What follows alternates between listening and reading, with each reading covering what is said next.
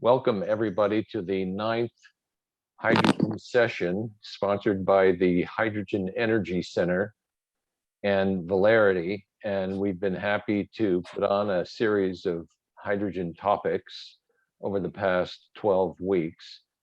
All of the information that we've been presenting is available online at the Hydrogen Energy Center past events page. The Hydrogen Energy Center is hydrogenenergycenter.org for anyone that wants to access both the PDF presentations as well as the recorded webinars that we've been sponsoring. Today, we're going to cover a topic of wind to hydrogen.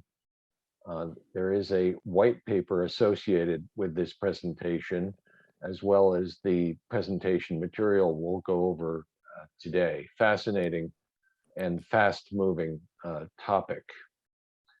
Also, I welcome other members of the Hydrogen Energy Center board who will assist me in today's webinar. Rick Smith has been very helpful along those lines and will be able to address your questions and answers at the end of the presentation. So please use the chat function to post any questions you might have over the course of the webinar. We try to keep the webinar about an hour in length, but we have some flexibility to continue longer. Feel free to jump off if your schedule requires it. Also, everybody should be on mute generally, and if we hear any noises, we'll certainly bring those situations to your attention. Rick, is there anything I've missed yet today? I don't think so, Brad. I think we're ready to charge ahead.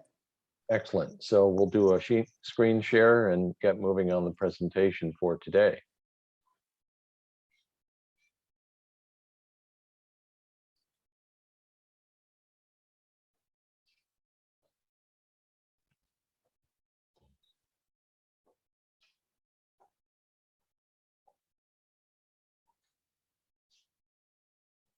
Okay.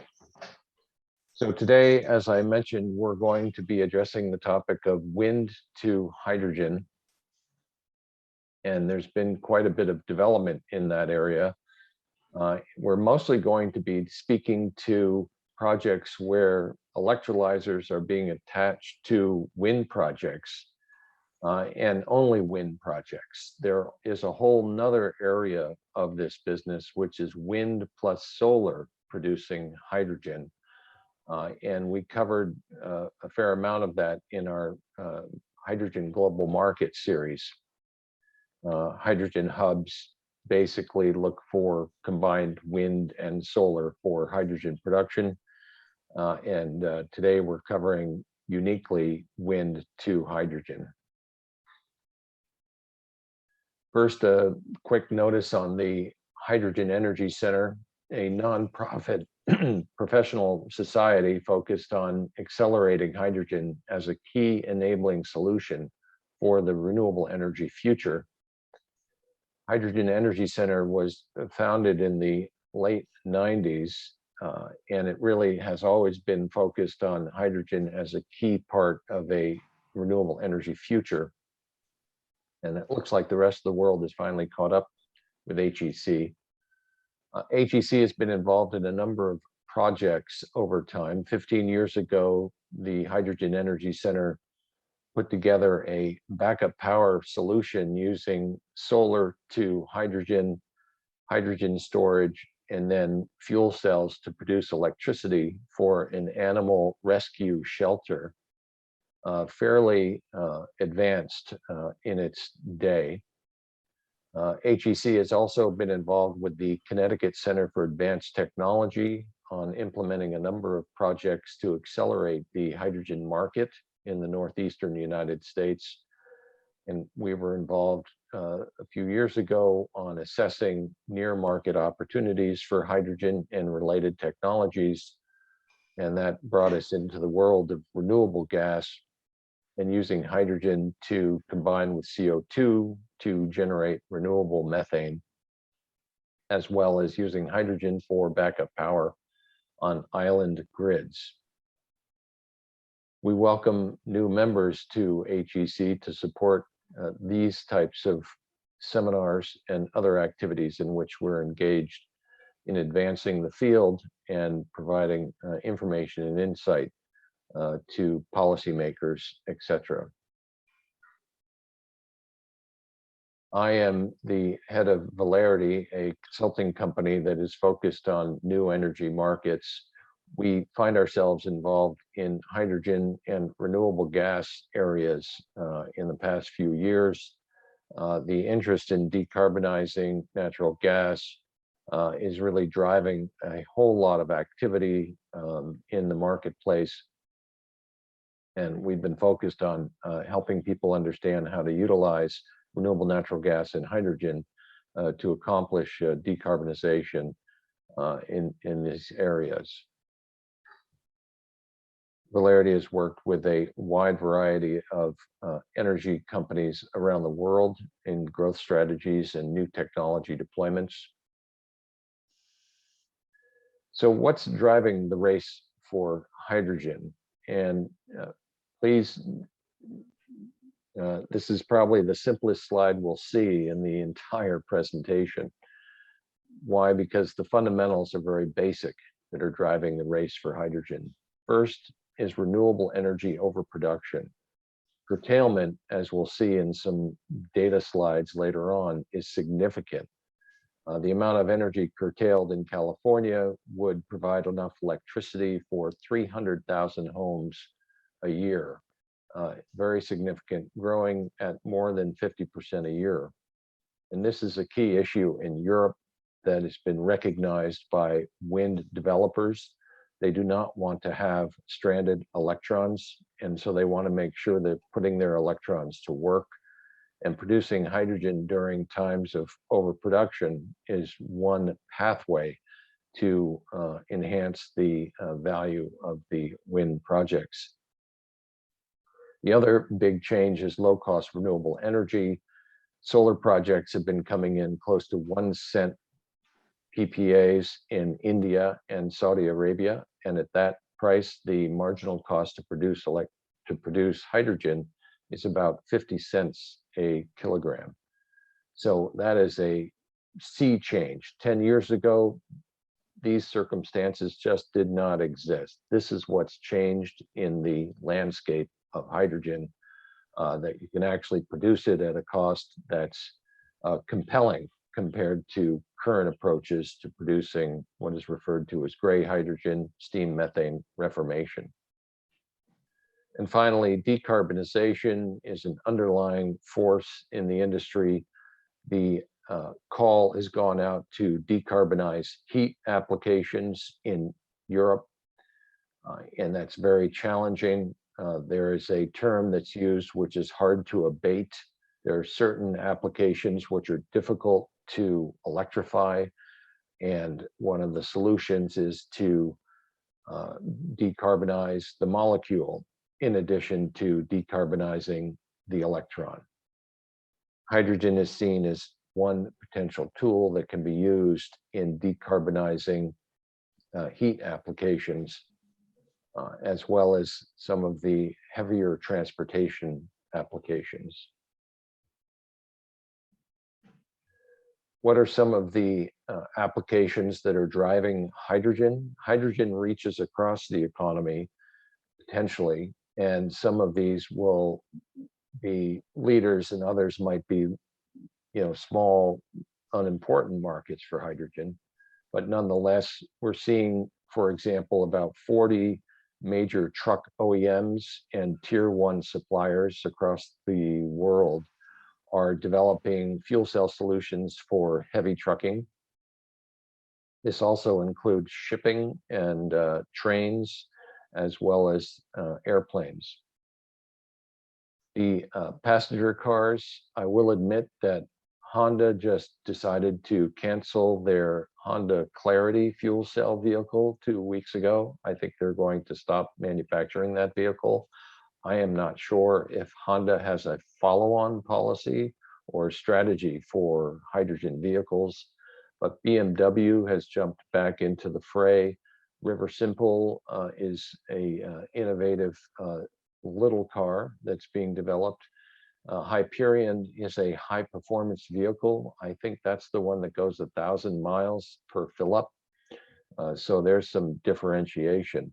There are about 10,000 hydrogen fuel cell vehicles right now in California, and that number does continue to grow. Certainly, it's a speck compared to the EV market, but it is still there.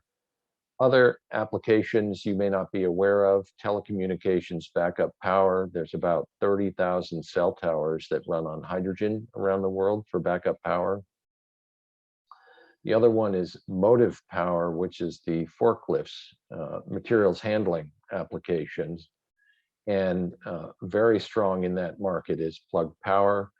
They've been spending the last 8 years focused nearly exclusively on building out the forklift truck market. It's estimated there are probably about 40,000 forklifts around the world that are operating on fuel cell power. And right now, I'm not exactly sure what the number is, but Plug Power, as of the end of last year, was shipping out 14 tons a day of hydrogen to fuel all the forklifts that they've installed around the world. It may be up to about 20 tons per day in hydrogen being delivered to their forklift systems around the world. Finally, another driver for clean hydrogen is to reduce the industrial use of gray hydrogen, which is significant. Ammonia, methanol, ethylene production use copious amounts of hydrogen, which are responsible for large amounts of CO2 production. And one example, Iberdrola is investing close to $200 million to supply a facility in Spain so they can produce green ammonia. And that's a big movement that is underway around the world. Finally, the hydrogen blending application. We have not seen a lot of blending going on. There are lots of small experiments going on around the world in hydrogen blending.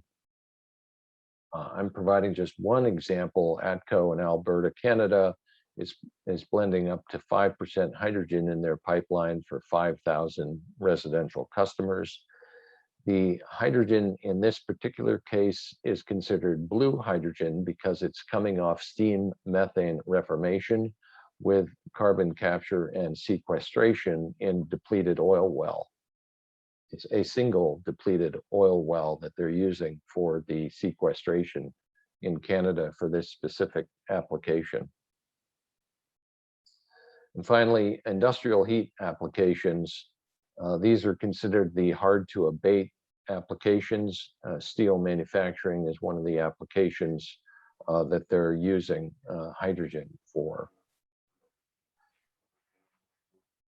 Global hydrogen market, there are various estimates. A very good report has been put together by the International Energy Agency, IEA, on the future of hydrogen. I recommend you look for that report if you're interested in their perspectives on the global hydrogen market. But we expect to see growth in hydrogen from transportation, pipeline gas, and power generation going forward.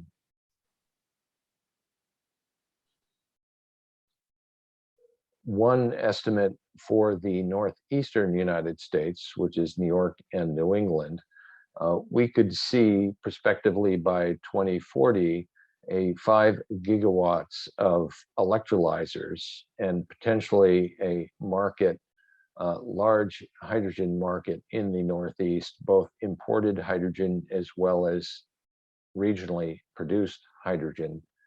And again, the key applications that would be driving this market, in this particular case, the purple is natural gas blending. The light blue is CO2 methanation, which is a way of taking hydrogen, capturing CO2 from biogenic sources and producing renewable natural gas. And then finally, there is a large potential for power generation. Even at these levels, it is not a huge portion of the overall energy market. So what are the key drivers behind the deployment of electrolyzers by wind project developers?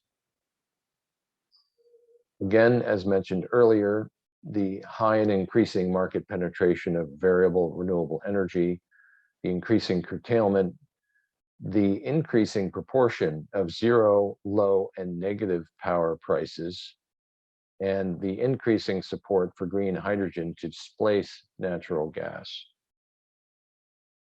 Many countries around the world have begun to legislate specific targets for decarbonization. And in some cases, the solutions are not apparent or easy. And hydrogen is a solution, but there certainly will be, in many cases, a premium price that has to be paid. A great case study for high renewable penetration is Denmark. Their wind and solar in 2018 was represented 45% of their electricity production, and overall renewables reached about 62% of production requirements in 2018. How does this, one thing that Denmark did is they certainly were very aggressive on developing the wind power industry, but they also were well connected to European grids. I think there are 5 main transmission connections to other countries in Europe, and they're able to offload a lot of their overproduction of renewable energy at certain times. But they also kept all of their existing power plants on fossil because they need those to balance the grid. One of the ways that we see the emergence of high renewable power is in the hourly pricing for power. And this is a Denmark day-ahead pricing for a 2-week period in 2020. And this is known as a pricing duration curve. You can see on the horizontal axis the percentage of hours of these 14 days. And then on the vertical axis on the left, you can see the day-ahead price in dollars per megawatt hour. And just to give you a sense, dollars per megawatt hour, $10 per megawatt hour corresponds to 1 cent per kilowatt hour. So when you do the math on this period of time, it doesn't represent the entire year. It certainly represents a high production of solar, but they have a huge proportion of wind. But the average price for half the time during this period is 1.6 cents per kilowatt hour. That's a very low price. If you're able to capture that with an electrolyzer running half time, that means you're producing hydrogen for about 80 cents a kilogram on a marginal cost basis. So this shows that what happens with the high penetration of renewables is it really drives the low end of the price curve down, which makes it advantageous to tap those prices for producing renewable hydrogen. The amount of renewable energy in the United States that's been added is significant. You can see in this chart from year 2000, essentially 0 gigawatts. And in 2019, we're up at 180 cumulative gigawatts. And this is solar plus wind. So a very strong upswell in variable renewable energy, and it will have impacts on the grid. One of the impacts that we see in California is the curtailment of solar. and wind. The California ISO, known as CAISO, CAISO, produces a monthly report on curtailment. And we can see that over the past 7 or so years, that there's been a cumulative compound annual growth rate of over 50% in curtailment every year. And it grew nearly 100% between 2018 and 2019. And then it grew about 50% between 2019 and 2020. It reached about 1.6 million megawatt hours in 2021. And these are electrons which are wasted. They're turned off. They're not available to be used. And so solar and wind developers are wondering how to monetize these stranded electrons, a situation that's only growing. Now, this chart looks a little complicated, I apologize, and this is a similar report for New York. But the key is that the straight red line in the middle of the chart that goes from left to right basically refers to the percentage of wind power that is curtailed. And it's a normalized line. It's a best fit linear progression. And it shows that the amount of wind production that was curtailed in 2015 averaged about 0.5% of all the wind power produced. And then in 2018, it represented close to 2% of all the wind power that was produced in New York. I was just on a call with the CEO of Con Ed, and he mentioned that what's the future going to look like when there's 9 gigawatts of wind offshore and only 5 gigawatts of demand onshore? There's going to be 4 gigawatts of wind with nowhere to go.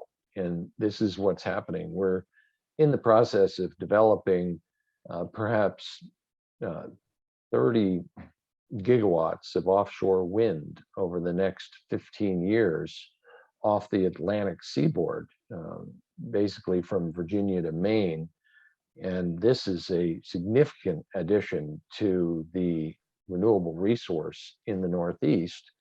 But we're also going to see an expansion of the mismatch between supply and demand.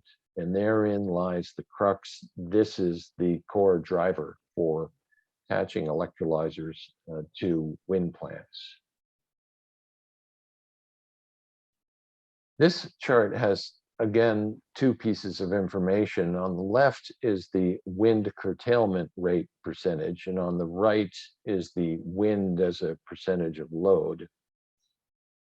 And along the horizontal axis are the various entities, the independent system operators around the country. And the ones that are of interest, just to let you know, we're in ISO New England, the Independent System Operator New England, ISO NE. Next to us is the New York ISO. And next to New York is the PJM ISO, which is the Pennsylvania, Jersey, Maryland Independent System Operator. In the middle of the country, essentially, is MISO, MISO. And we can also see near the middle is the California ISO. And the one second from the left is ERCOT, which is the Texas Independent System Operator. Now, it's really interesting to see there's a summary box in the middle. You can all look at the details at another point in time, but the box in the middle shows the 2019 curtailment for each of the independent system operators. And we can see that MISO had more than 5% curtailment, very high. And they had a high wind penetration in MISO. And this is the, this is our Middle East of wind, or whatever you want to call it. I mean, we have a very strong wind potential up the central part of this country, from Texas to North Dakota. And you can see that the penetration of wind in ERCOT, for example, is 20%. And you can see that ERCOT has close to 3% curtailment of wind. So that's a very meaningful number. And Texas is now putting in a ton of solar, and that's going to crowd out the wind at times and even increase the curtailment issue. So this is to show that we're at the beginning of a significant growth in curtailment. You can see the average is about 2%, with some swinging above the average. The other important element in this is the price of wind. And we can see since 2009 that we've had a significant drop in the past 11 years of the price. The last 3 years, the average price from a PPA perspective for wind is about 2.5 cents per kilowatt hour. Very, very low price.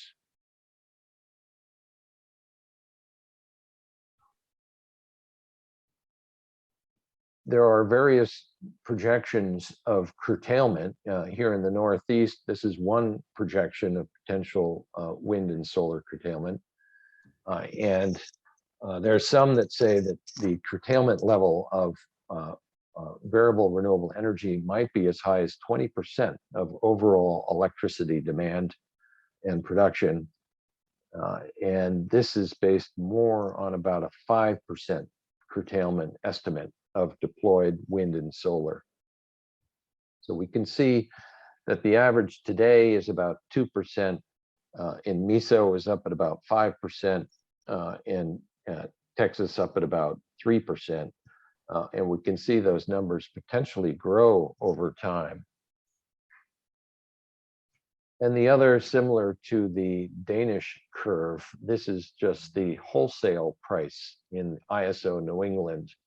And we can see wholesale prices have been coming down over time. This is due pretty much wholly to the fracked natural gas coming onto the system, and the combination of that low-cost fracked gas with the combined cycle power generation systems that use natural gas that have an efficiency of about 63% overall efficiency. The combination of those two factors, combined cycle power plants that are very efficient and very low cost fracked natural gas, those combine to make the wholesale prices very low. This is an average price getting down to between 3 and 4 cents per kilowatt hour.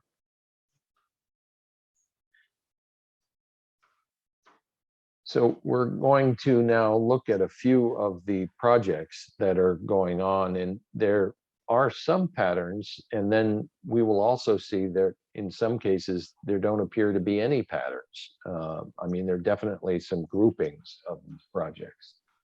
So we'll take a look at about 12 of these projects, and then we'll have one slide on economics, and we'll open it up for questions. I am checking the time. And some of these projects are announced, but it does not mean that they're going to be built. They are very aggressive. So let's take a look at a few of these, some of the more significant ones, certainly. So the Hyport Oostende project is a 3 megawatt onshore electrolyzer coupled with 300 megawatt onshore electrolyzer, coupled with a 4 gigawatt offshore wind project. And in this particular case, the intended use is pipeline injection of the hydrogen. And they want to utilize the electrolyzers to capture curtailed power as well as intermittent oversupply of electricity.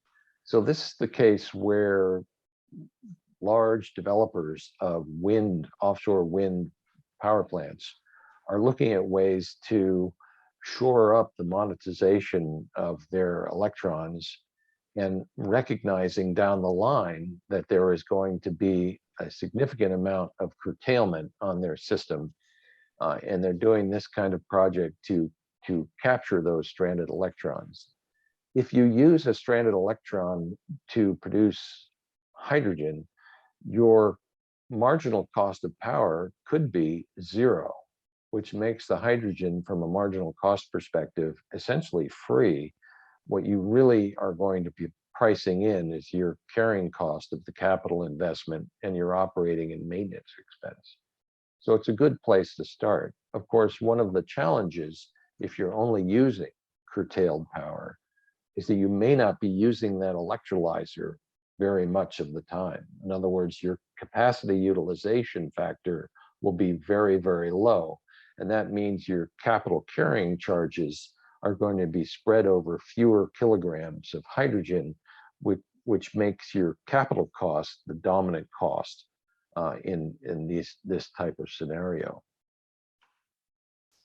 Another project you can see is the next one in the list, the Ørsted Hornsea 2 project. It's a 100 megawatt electrolyzer onshore coupled with 1.4 gigawatts of offshore wind. In this particular case, the use is the hydrogen is going to go directly to a Phillips 66 oil refinery. So it's a captive use for the hydrogen to reduce the carbon emissions associated with a refinery.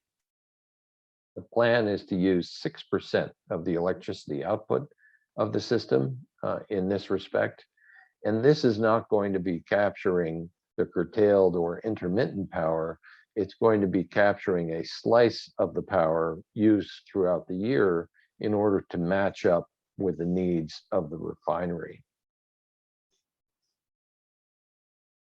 The Dolphin project, well, this is interesting in that they're going to be using a floating offshore wind project as opposed to a fixed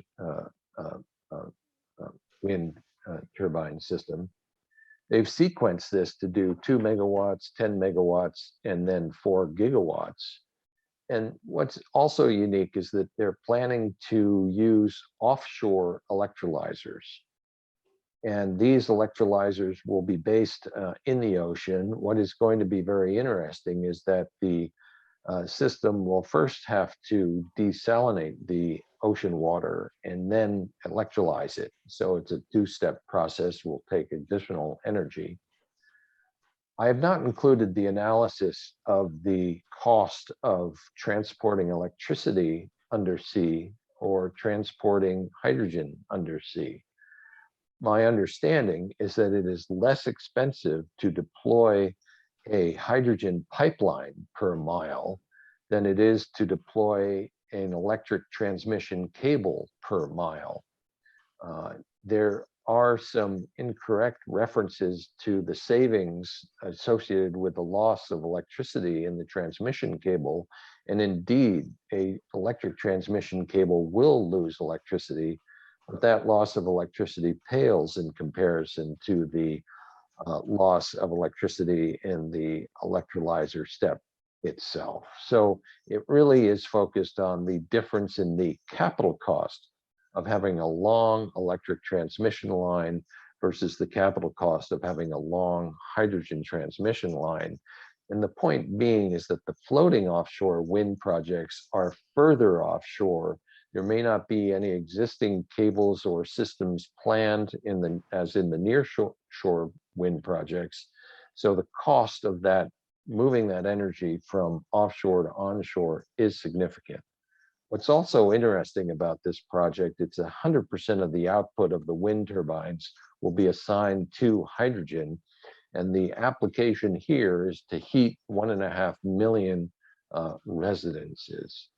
Now, I have done the calculation. It may only heat half as many of these homes as this estimate, but that's a detail for another time.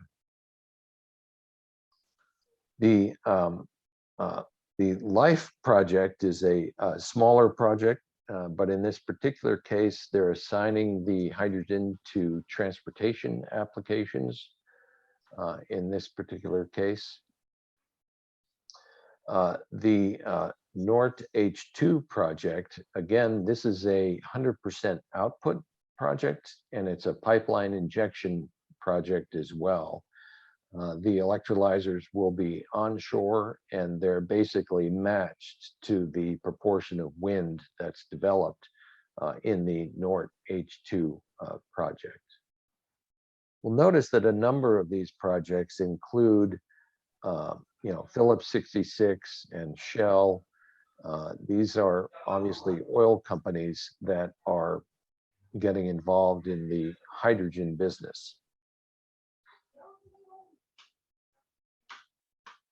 Another project, there is a consortium in Denmark called Green Fuels for Denmark, and they have very large expectations.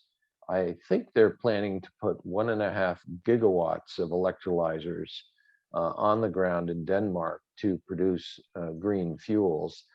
And this is one piece of that stepping stone,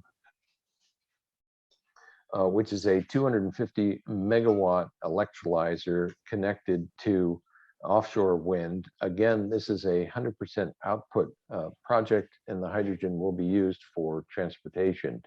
In this particular case, we can see airlines and transportation companies involved in this particular project, again, to mitigate their carbon exposure and their carbon emissions.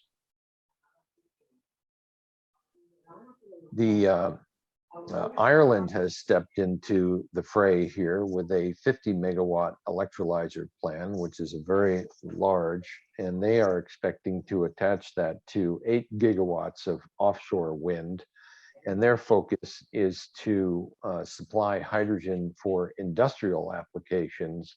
And their plan is to utilize curtailed power and intermittent supply as well.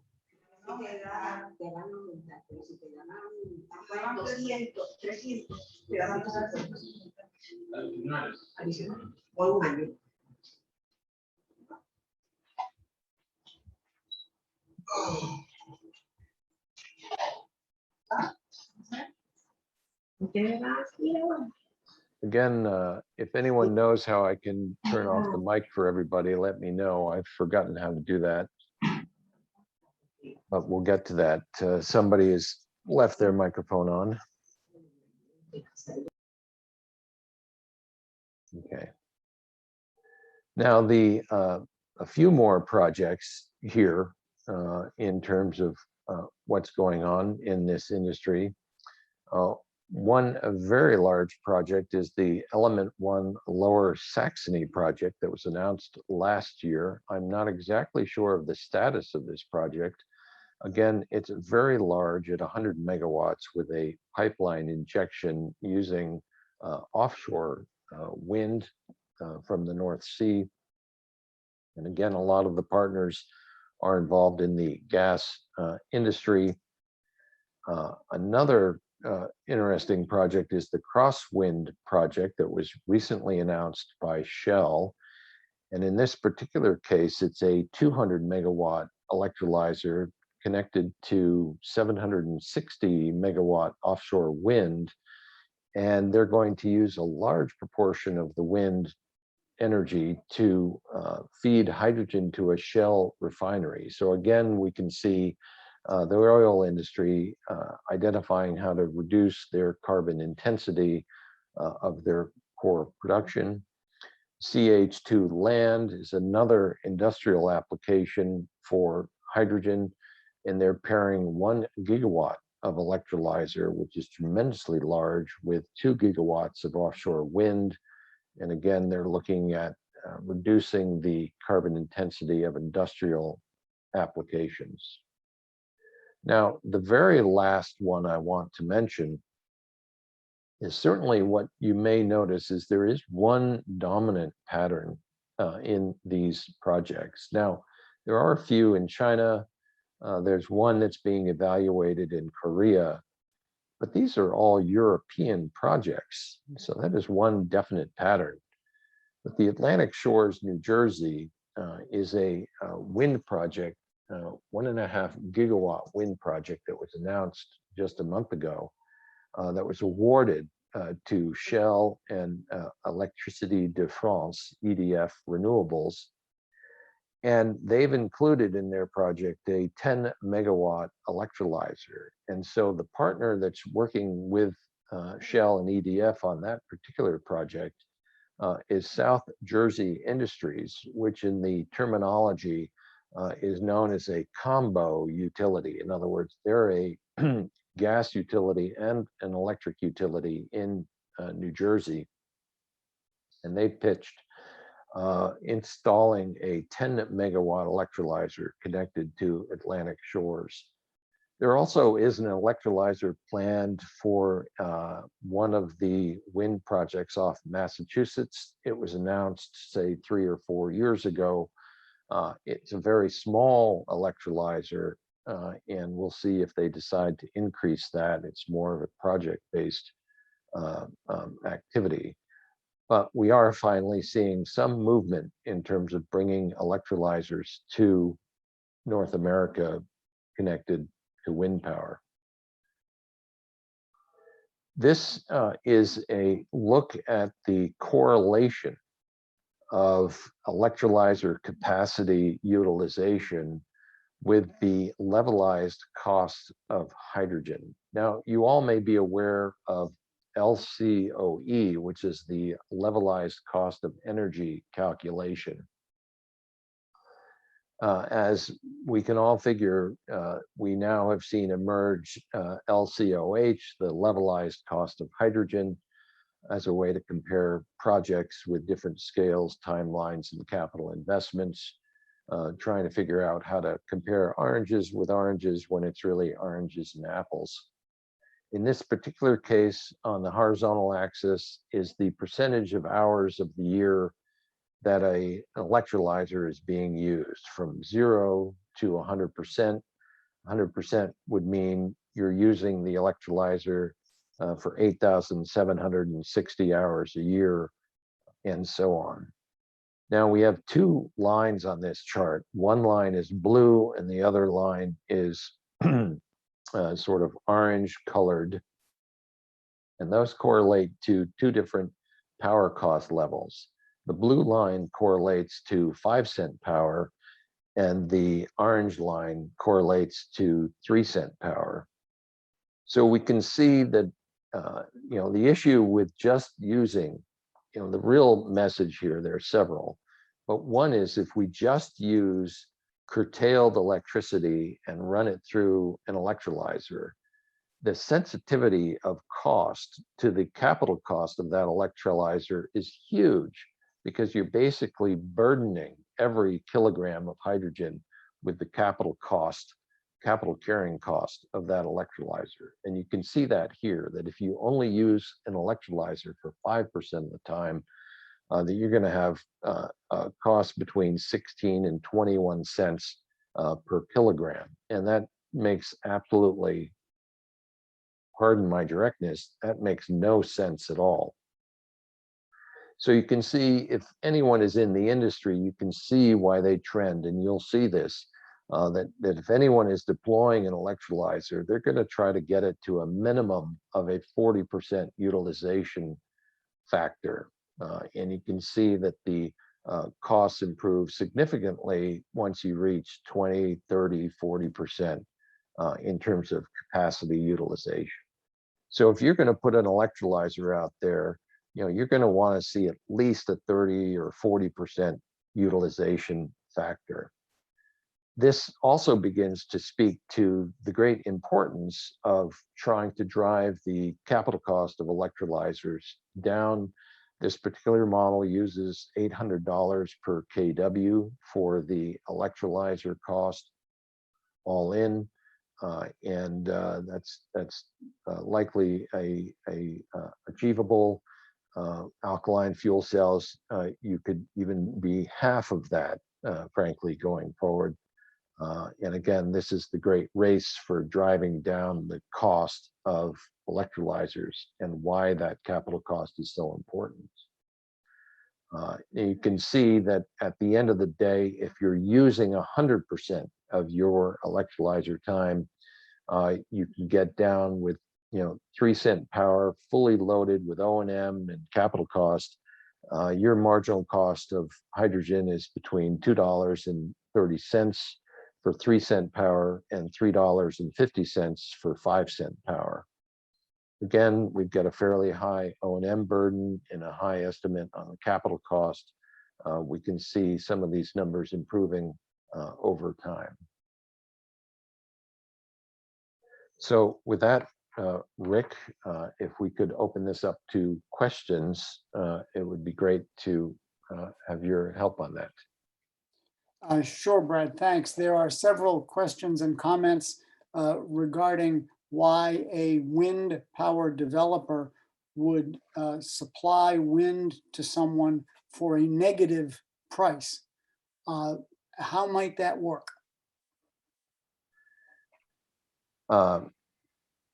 Yeah, well, what it is, and that's the what's happened is there's certain electricity markets in Texas is included, in fact, and maybe this is what the question refers to, and we certainly are open to having the questioners ask the questions themselves.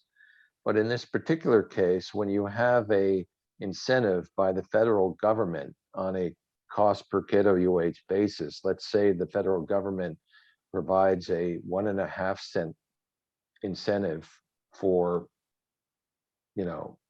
wind power, and then the market goes to zero, then the wind power producer, actually their marginal cost is negative 1.5 cents. So there are cases where you can have negative power, and you can Google that to see how much of that happens in the industry.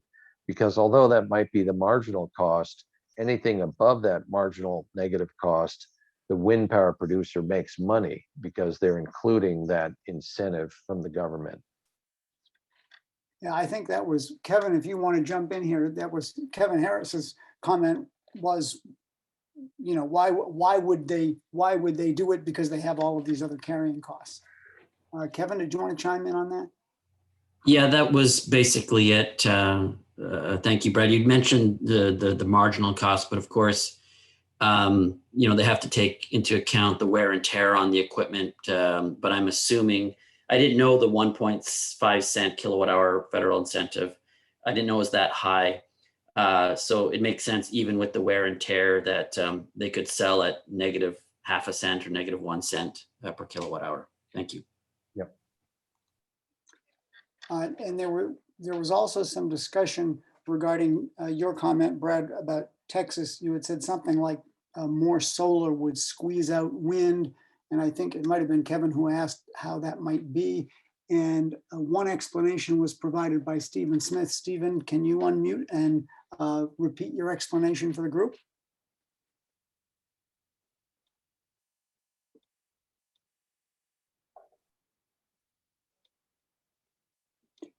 Can you guys hear me? There we go. Yes, we can. Yeah, so most wind farms are dispatchable by ISOs. Most solar farms, unless they're really large, are not dispatchable by the ISOs, especially the residential ones. The ISOs really have no connection or visibility into those. So wind would be the first ones to get curtailed. Great answer. Thank you, Stephen. There was a question about, I think it was Norway, your percentage of renewables, percentage of solar and wind was something like 60% of renewables. The question was, what are the other renewables that make up the rest of their renewables mix? I'm going to assume that some of that's hydropowered. Is there anything else going on in Norway, Brad? Can I correct the numbers there for a second? The chart was Denmark, and it was 40% of Denmark's electricity production was provided by solar and wind, and yet there was another bullet point at 62% for all renewables. So since the difference between this 60 for all and 40 for solar wind, that's a whole 20% that's coming up with alternatives. So what are those alternatives in Denmark? If it was Iceland, it could obviously be geothermal, right? But does Denmark have geothermal? Rick just said hydro. Does that mean a dam? Go ahead. Yeah, it's hydro and biomass mostly. Yeah, that's what I would have expected. I think the ancient argument that hydroelectric dams should not be included in renewables, I think is long gone, and by and large, the international community is accepting hydroelectric power as a renewable. Exactly. Yep.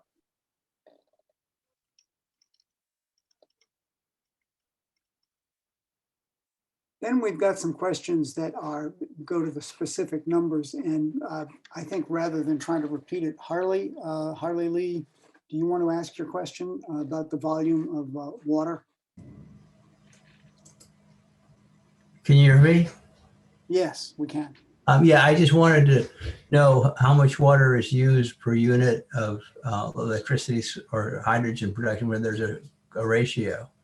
So I'm looking, if you have a site sort of in a wooded area with a stream that might have some available water, I mean, are you going to be using up a whole stream, or what's the ratio? Yes, I run those numbers, and I apologize, Harley. Good to hear you. I don't have that number in front of me, but it's fairly accessible estimate. Okay, thanks, Brad. Let's see. Greg, you had a question about the capital cost for the electrolyzer on the last slide. This was Greg Chapman. Yeah, I was curious what the assumption for the capital cost per, I believe, kilowatt that was used to create the graph. Yeah, great question. We used $800 per kilowatt. And the prices of electrolyzers range from $400 per kilowatt to $2,000 per kilowatt, depending on the type you get. And they also have varying efficiencies. I just picked a number that was somewhere in the middle in order to, not try to be aggressive either way. And that number should include, or essentially includes, the installation cost, et cetera. We will see the capital cost be lower than that. I mean, that's a conservative number, frankly. Okay, thank you. And just to, I remembered in my head, but I didn't want to say it, but I checked for Harley, the amount of water that's needed per kilogram of hydrogen in an electrolyzer is about 2 gallons per kilogram.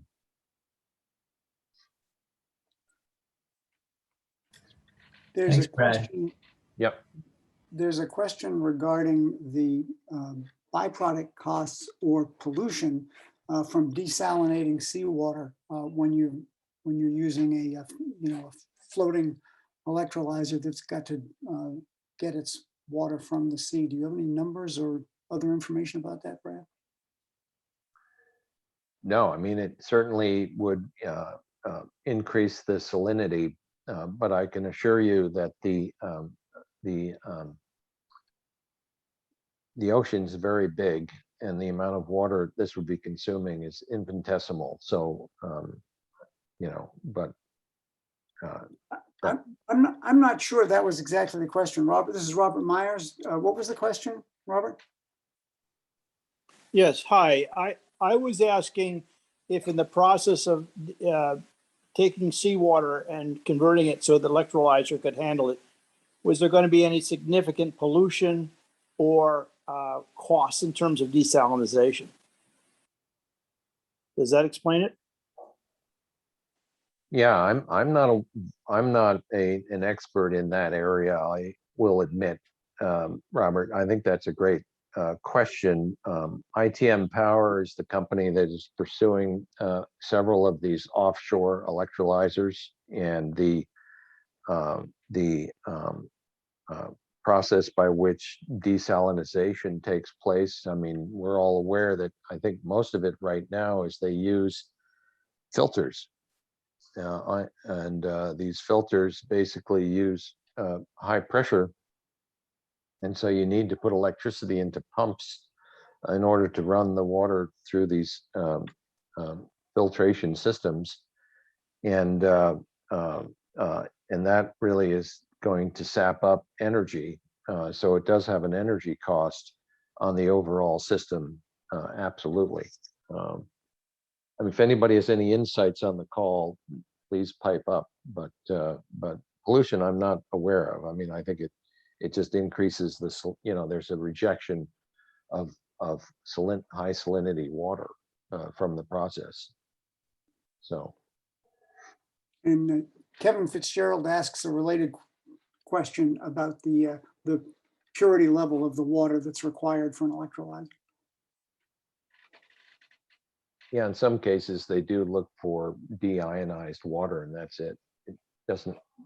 There's some electrolyzers which are used to actually clean up water, but again, that's an area that I'm not fully aware of. But they're very standard systems that are used to deionize water for electrolysis.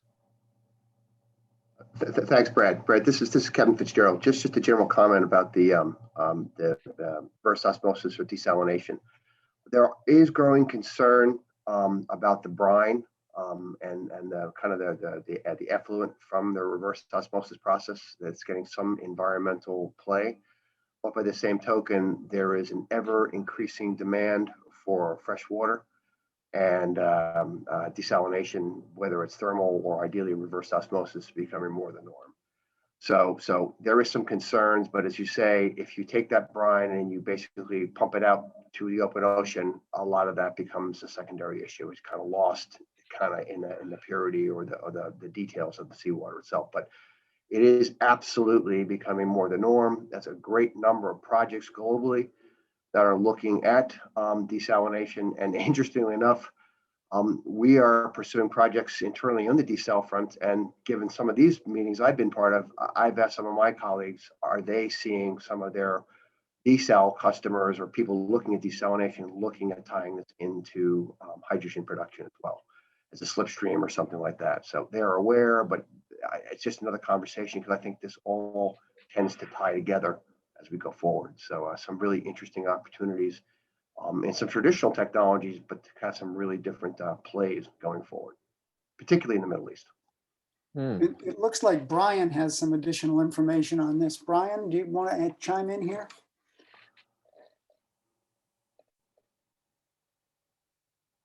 A lot of the work and research we've been doing with these productions, whether it be from solar or from wind, the water quality needs to be very high. It's at least reverse osmosis.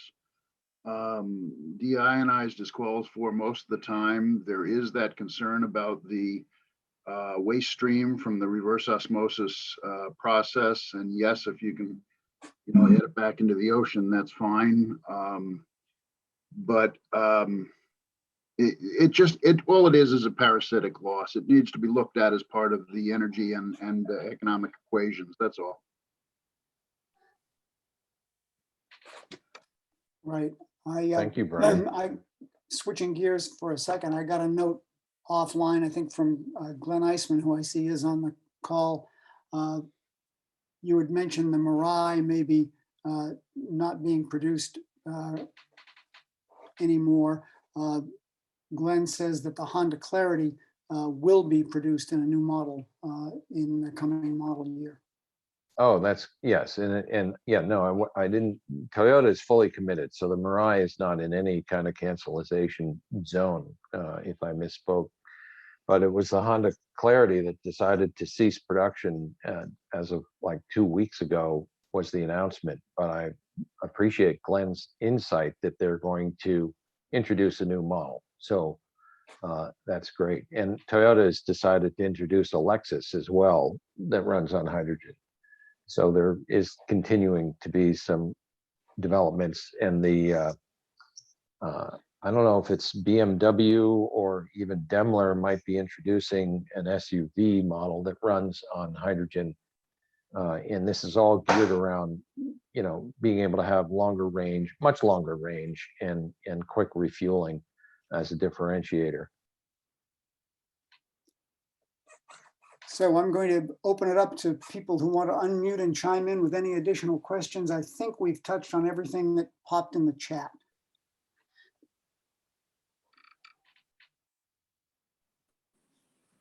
Hi, Brad. This is Robert Myers again. Thank you for excellent series. Have you given any thought or attention to taking the curtailment and plowing it into Bitcoin mining as opposed to hydrogen? Yes, I think that is. I've thought of that a few years ago. I was approached by a hydropower company that had curtailment issues, and Bitcoin mining was one potential application. But strangely, there's an application for fuel cells in the petroleum field to capture errant sources of methane and produce electricity for Bitcoin mining in those gathering fields. So there is some strange bedfellows being formed between Bitcoin mining and errant sources of energy.